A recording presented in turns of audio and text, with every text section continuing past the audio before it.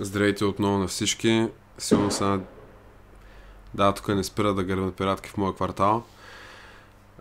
Благодаря на всички, които гледат. Надявам се също да се чувам доста по-добре, тъй като свързах микрофона, който е, мисля, че на 8 години вече и беше яко прашлясал, тъй като не ми се занимаваше просто да се свързвам микрофона, да се занимавам с редактиране, тъй като някакси видеята, които правя, не ми се занимаваше особено много, тъй като не исках да го приемам като някакъв прелен ангажимент, а по-скоро като нещо, което е доста така лежерно, но получих един доста готин коментар вчера и мисля, че просто е време да го ползвам, тъй като така и така говоря почти един час понякога, поне да се чуя добре. И да, искам първо да прочета коментара, защото има доста неща, на които искам да отговоря от него. Под мен ти няколко съвета за видеята, слабичко се чуваш. Да, извинявам се за което, аз този проблем го имах още в началото. Хем го оправях някакси, мисля, че от QuickTime имаше някаква настройка, после спря да пак се чуваше слабо и реших че не ми се занимава. На моменти, в които четеш на английски, бих добавил субтитри на български. Да, така е, разбирам, но просто това, тези видеа, които правя, просто не искам да ги, така да кажа, не искам да го мисля да го считам като още един ангажимент, тъй като имам доста неща, с които се занимавам. И това всъщност е един огромен компромис за мен, което правя, защото се чувствам доста добре и знам, че има хора, които ги гледат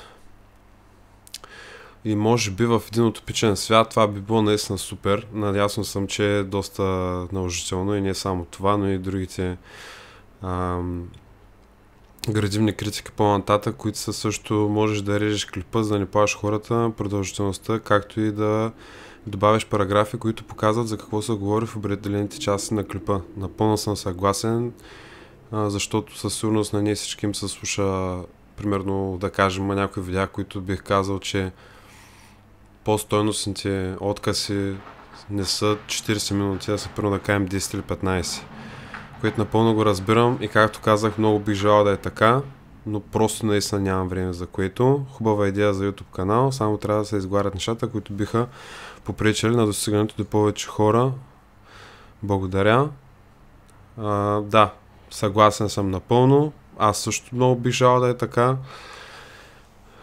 Днеска съм с друг микрофон, така че се надявам поне малко по малко нещата да се променят в това отношение. Успех за напред, благодаря. Също препоръчвам всички книги на Алън Уотс, както и лекциите му, които може да намериш в YouTube. Аз съм доста голям фен на Алън Уотс също. Би било супер наистина да се споменава и Алън Уотс. За сега, тъй като ми се искаше, понеже във връзка с това, че чета на английски и би било хубаво да имам субтитри на български, така е, затова прецених, че е по-адекватно, така и така няма субтитри, поне да чета на български. Затова същата книга е Beyond Good and Evil на Ницше, нали, отвъд доброто и злото, тя е на български, за да може да се избегне този проблем. И също така за Алън Уотс лично бих предпочел да е може би малко по-нататък, тъй като е една източна философия, с която доста резонирам. Признавам си, доста неща ми харесват и разбирам някои, не разбира се нормално. Доста ми е помагал Алън Уотс и неговите науки и лекции, така че радвам се, че го споменаваш и че има будни жители и които ми препоръчват такова нещо. Аз бях изненадан, радвам съм много за което, че го споменаваш. И не знам какво да кажа, благодаря на всички, които гледат тези видеа. Силно съм изненадан, че последната седмица имам 3 нови абоната, което доста ме радва. И така, мисля, че е време да продължа с следващата тема. Надявам, този микрофон е доста чувствителен и се надявам да няма твърде много странични шумове. Ползвал съм го преди доста години и имах някакви познания на това как да се работя с него и настройките му отзади, и гейнови, и какви ли не неща, но мисля, че за сега е окей. Извинявам се. Това беше доста непрофесионално от моя страна. Така. Следващата тема се казва On Drunkenness, 114 страница. You bid me to give you an account of each separate day, and of the whole day too. So you must have a good opinion of me, if you think that in these days of mine there is nothing to hide. At any rate, it is thus that we should live, as if we lived in plain sight of all men. And it is thus that we should think, as if there were someone who could look into our inmost souls. And there is one who can so look, for what avails it that something is hidden from man? Nothing is shut off from the sight of God. He is witness of our souls, and he comes into the very midst of our thoughts. Comes into them, I say, as one who may at any time depart. I shall therefore do as you bid, and shall gladly inform you by letter what I am doing, and in what sequence. I shall keep watching myself continually, and, a most useful habit, shall review each day. Това е изключително полезно нещо, между другото, което е един навик, който все още се опитвам да се поставя и всъщност за първи път чух за него от много близък мой приятел, който преди може би 4-5 години беше ми споменал за това, нали, преди да се легне, нали, какво прави, нещо като разбор на деня му и какви неща са му се случили. И някак се придава някаква важност, не важност, ами има тежест самия ден, тъй като много често, ако живеем, нали, сравнително забързани живот и доста често човек се изгубва в нещата, които е правил преди това и остава някакси не празен, но просто плитък. Затова е доста хубаво, нали, да се прилага това нещо, също да се анализира в някои специфични ситуации човек как е реагирал през деня, да направи един рефлекшн. И е хубаво, разбира се, да се прави човек, когато има енергия, а не когато баш си ляга и ще заспива, за да има да се калцира самото знание и самата анализа. Така.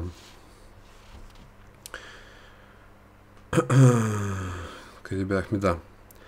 For this is what makes us wicked, that no one of us looks back over his own life.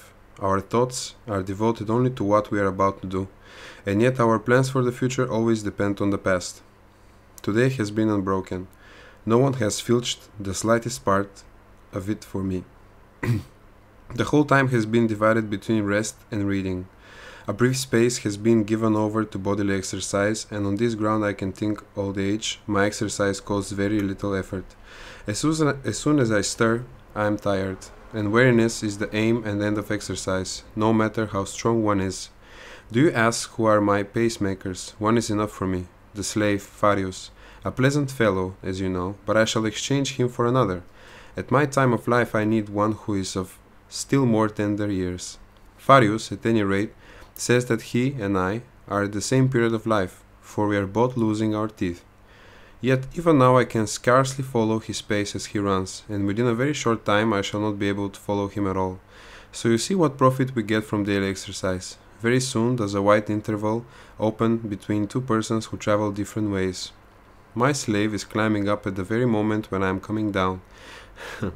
And you surely know how much quicker the latter is. Nay, I was wrong, for now my life is not coming down, it is falling outright. Do you ask, for all that, how our race resulted today? We raced a tie, something which rarely happens in a running contest. After tiring myself out in this way, in brackets, for I cannot call it exercise, I took a cold bath. This, at my house, means just short of hot. I, the former cold water enthusiast who used to celebrate the new year by taking a plunge into the canal, who just as naturally as I would set out to do some reading or writing or to compose a speech, used to inaugurate the first of the year with a plunge into the Virgo aqueduct. I have changed my allegiance, first to the Tiber and then to my favorite tank, which is warmed only by the sun. At times when I'm most robust and when there is not a flaw in my bodily processes, I have very little energy left for bathing. After the bath, some stale bread and breakfast without a table, no need to wash the hands after such a meal, then comes a very short nap. You know my habit. I avail myself of a scanty bit of sleep, unharnessing, as it were, for I am satisfied if I can just stop staying awake. Sometimes I know that I have slept, at other times I have a mere suspicion. Бих препоръчал след когато човек има доста сериозен daily exercise или какъвто exercise да приложите. Ако сте като мен, нали, аз по принцип обичам да давам почти цялата си енергия в фитнеса, което правя предимно преди повечето неща, които ми предстоят през деня, и за жалост много често, когато човек си даде толкова голям буст, нали, ако искаш да растеш, да си силен и задръжлив, наистина трябва да работиш по тези неща. За да работиш по тези неща, трябва да имаш енергия, но за да продължаваш да правиш тези неща, трябва да имаш не само физическата способност, но и психическата, за да можеш да продължаваш с другите си начинания. Тоест, ако трябва да го изговорим малко по-просто, като отида на фитнес 6:30 и до 8:15 съм се раздал на макс, примерно, съм дал всичко от себе си, не само силови упражнения, ами и кардио, и като цяло е доста, как да кажа, трудно е, когато имаш и други психически натварващи задачи през деня, за да перформваш и в тях достатъчно добре, за да си конкурентно способен. Затова все още се боря с приемането ми на кофеин толкова много. Но исках да кажа, че студентите душове по принцип, разбира се, имат доста голям плюс, когато човек, нали, свърши една много силна тренировка и за да не ти се спива тялото с, нали, топъл душ след това, е хубаво накрая да си пускате, нали, най-студената вода за около 20-25-30 секунди, вдига ви едно на адреналина и за следващите няколко часа ще се чувствате доста по-окей, доста по-живи, но разбира се, като всяко нещо си има и падение, което при мен се случва около 12-12:30 на обяд. Затова не мога много да ви съветвам точно как да се живеете живота, но е хубаво, евентуално, след много интенс сешън на какъвто или ексерсайз да имате, един студен душ накрая доста помага да влезете пак в motion, което, нали, не трае твърде дълго, но е окей, ако ви предстоят примерно презентации или някакви срещи онлайн и т.н., за да сте в кондиция. Така, много застояхме тук. Low. Now the din of the races sounds about me. My ears are smitten with sudden and general cheering, but this does not upset my thoughts or even break their continuity. I can endure an uproar with complete resignation. The medley of voices blended in one note sounds to me like the dashing of waves, or like the wind that lashes the treetops, or like any other sound which conveys no meaning. What is it then, you ask, to which I have been giving my attention? I will tell you. A thought sticks in my mind, left over from yesterday, namely, what men of the greatest sagacity have meant when they have offered the most trifling and intricate proofs for problems of the greatest importance. Proofs which may be true, but none the less resemble fallacies. Zeno, that greatest of men, the revered founder of our brave and holy school of philosophy, wishes to discourage us from drunkenness. Listen then to his arguments proving that the good man will not get drunk. No one entrusts a secret to a drunken man, but one will entrust a secret to a good man. Therefore the good man will not get drunk. Mark how ridiculous Zeno is made when we set up a similar syllogism in contrast with this.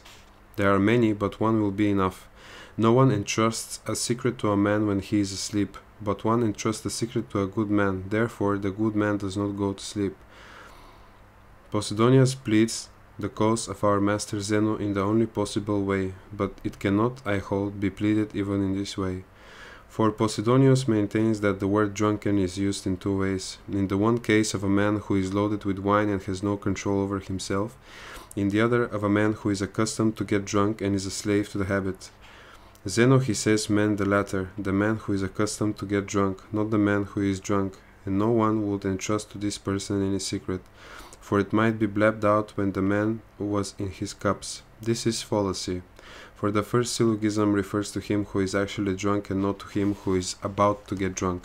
You will surely admit that there is a great difference between a man who is drunk and a drunkard.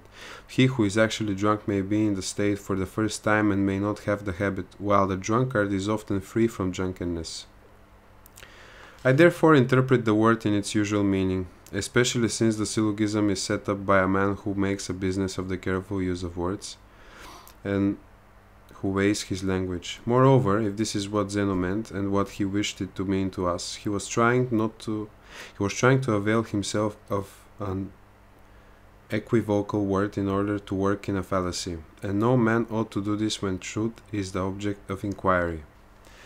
But let us admit indeed that he meant what Posidonius says. Even so, the conclusion is false, that secrets are not entrusted to an habitual drunkard.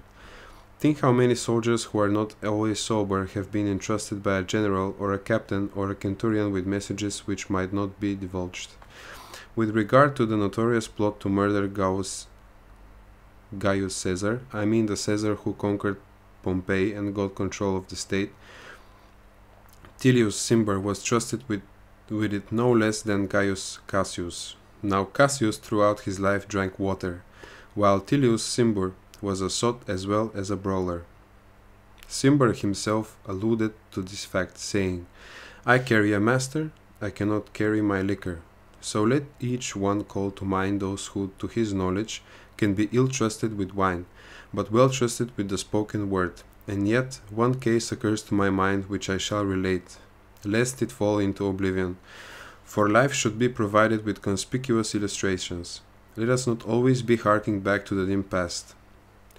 Lucius Piso, the director of public safety at Rome, was drunk from the very time of his appointment. He used to spend the greater part of the night at banquets, and would sleep until noon. That was the way he spent his morning hours.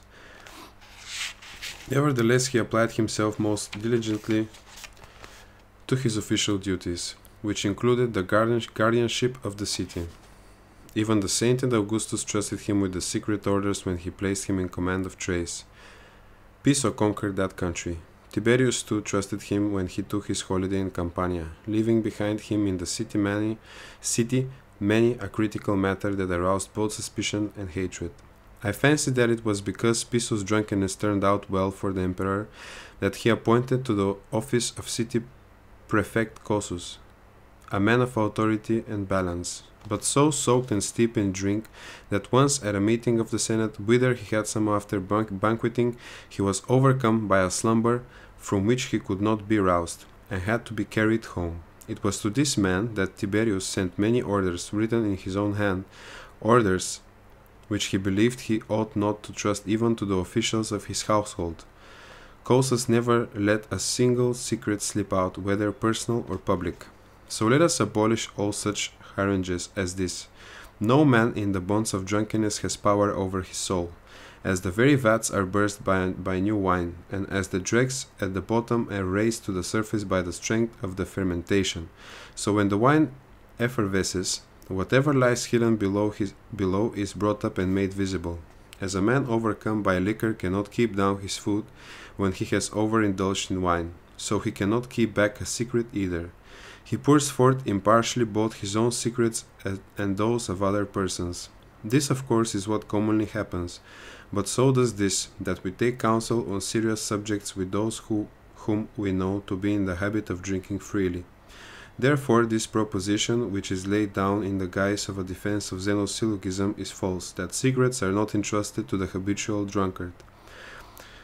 How much better it is to arraign drunkenness frankly and to expose its vices. For even the middling good man avoids them, not to mention the perfect sage who is satisfied with slaking his thirst. The sage, even if now and then he is led on by good cheer which, for a friend's sake, is carried somewhat too far, yet always stops short of drunkenness. We shall investigate later the question whether the mind of the sage is upset by too much wine and commits follies like those of the toper. But meanwhile, if you wish to prove that a good man ought not to get drunk, why work it out by logic? Show how base it is to pour down more liquor than one can carry, and not to know the capacity of one's own stomach. Show how often a drunkard does things which make him blush when he is sober. State that drunkenness is nothing but a condition of insanity purposely assumed. Prolong the drunkard's condition to several days. Will you have any doubt about his madness? Even as it is, the madness is no less, it merely lasts a shorter time. Think of Alexander of Macedon, who stabbed Clitus, his dearest and most loyal friend, at a banquet. After Alexander understood what he had done, he wished to die, and assuredly he ought to have died. Drunkenness kindles and discloses every kind of vice, and removes the sense of shame that veils our evil undertakings. For more men abstain from forbidden actions because they are ashamed of sinning than because their inclinations are good. When the strength of wine has become too great and has gained control over the mind, every lurking evil comes forth from its hiding place. Drunkenness does not create vice, it merely brings it into view.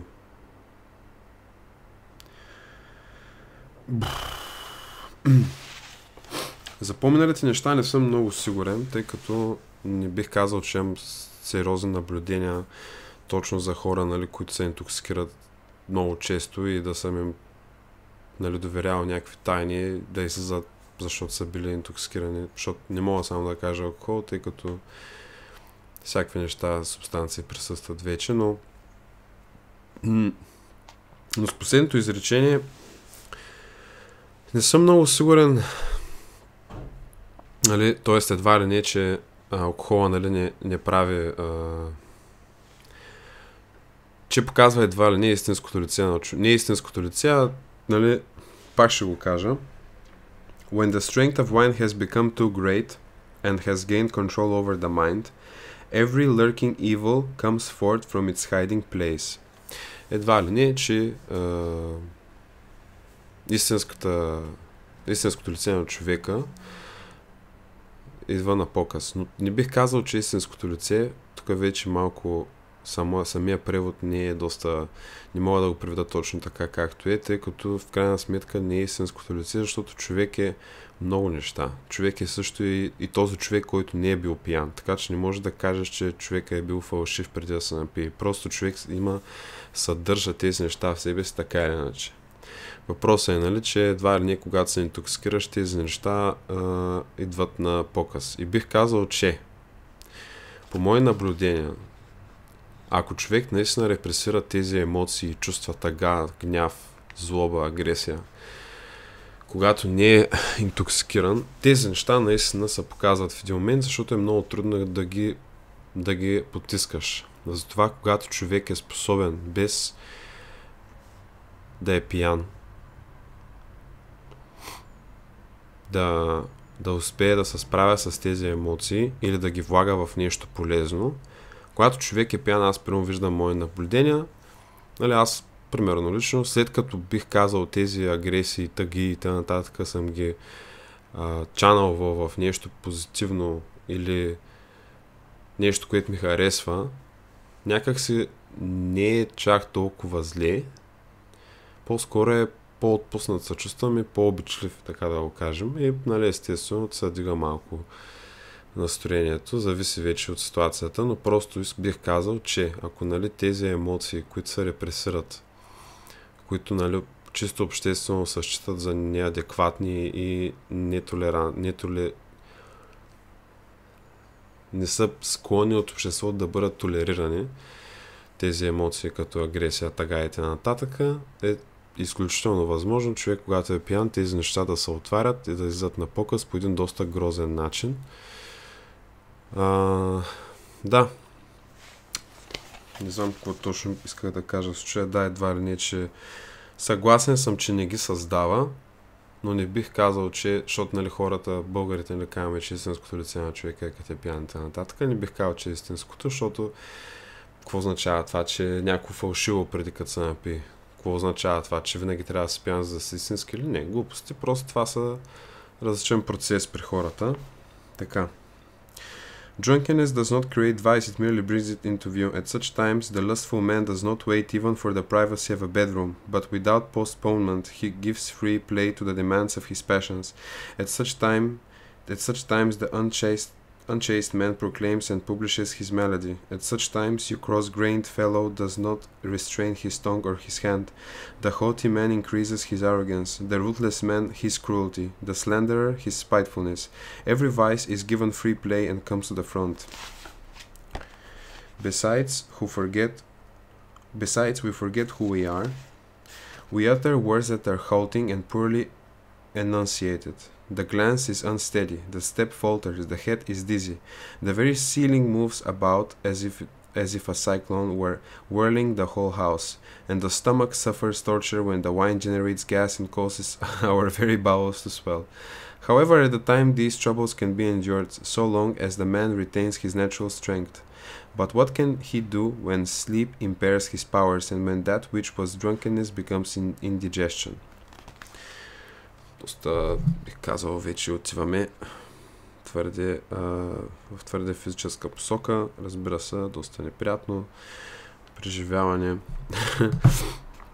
Think of the calamities caused by drunkenness in a nation. This evil has betrayed to their enemies the most spirited and warlike races. This evil has made breaches into walls defended by the stubborn warfare of many years. This evil has forced under alien sway peoples who were utterly unyielding and defiant of the yoke.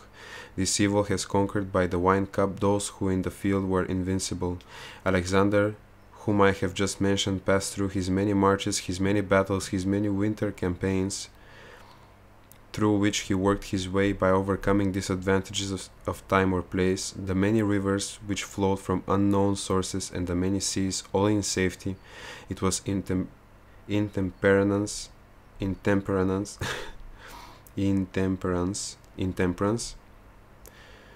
the many seas, all in safety. It was intemperance in drinking that laid him low, and the famous death-dealing bowl of Hercules. What glory is there in carrying much liquor, when you have won the prize, and the other banqueters, sprawling asleep or vomiting, have declined your challenge to still other toasts? When you are the last survivor of the revels, when you have vanquished every one by your magnificent show of prowess, and there is no man who has proved himself of so great capacity as you, you are vanquished by the cask.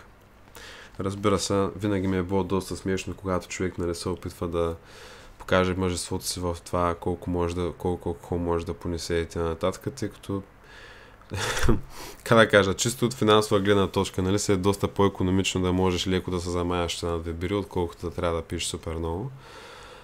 Също така, както той каза, аз не виждам абсолютно никакъв плюс от това да имаш стабилен черен дроп. Даже точно обратното мисля, че се случва, защото поне съм забелязал, че когато примерно след като започнах доста активно последните 4-5 години да занимавам с спорт, доста по-лесно се напивам, защото метаболизмът ми просто много бързо го усвоява и бързо го изчиства. Тоест, аз бързо се напивам, бързо ме пуска, защото просто бързо се усвоява. Така че, не знам, не мисля, че е нещо като някакво мерило за глори. Със сигурност не. Mark Antony was a great man, a man of distinguished ability, but what ruined him and drove him into foreign habits and un-Roman vices? If it was not drunkenness, and no less potent than wine, love of Cleopatra. This it was that made him an enemy of the state. This was what rendered him no match for his enemies. This it was that made him cruel, when as he sat at the table the heads of the leaders of the state were brought in, when amid the most elaborate feasts and royal luxury he would identify the faces and hands of men whom he had proscribed, when, though heavy with wine, he yet thirsted for blood. It was intolerable that he was getting drunk while he did such things. How much more intolerable that he did these things while actually drunk. Cruelty usually follows wine bibbing. Wine bibbing. For a man's soundness of mind is corrupted and made savage, just as lingering illness makes men querulous and irritable and drives them wild at the least crossing of their desires. So continued bouts of drunkenness bestialize the soul. For when people are often beside themselves, the habit of madness lasts on, and the vice which liquor generated retain their power even when the liquor is gone.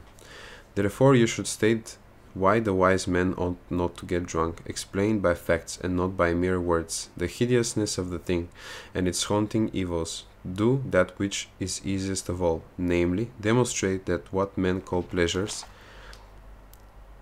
are punishments as soon as they have exceeded due bounds. For if you try to prove that the wise man can souse himself with much wine and yet keep his course straight, even though he be in his cups, you may go on to infer by syllogisms that he will not die if he swallows poison, that he will not sleep if he takes a sleeping potion, that he will not vomit and reject the matter which cloaks his stomach when you give him hellebore. Може би е някакво растение, hellebore. But when a man's feet totter and his tongue is unsteady, what reason have you for believing that he is half sober and half drunk? Farewell.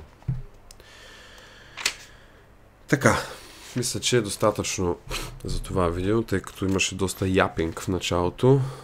30 минути окей. Също не знам дали първоначално във видеото благодарих за коментара. Наистина, доста радвам, че си отнема време да ми го напишеш това, или отнела, не знам. И така, също искам да кажа, че съм наясно, че английски на моменти не е изключително лесен за разбиране, но това е, с което разполагаме.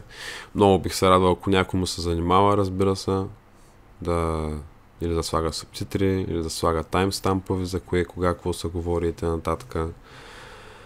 Но ако има някой желаещ, може да се измисли нещо, нали, мога да ви платя, разбира се, за тая услуга, но ако няма, за сега мисля, че с този микрофон, новия апгрейд, мисля, че окей за сега, като да, апгрейд.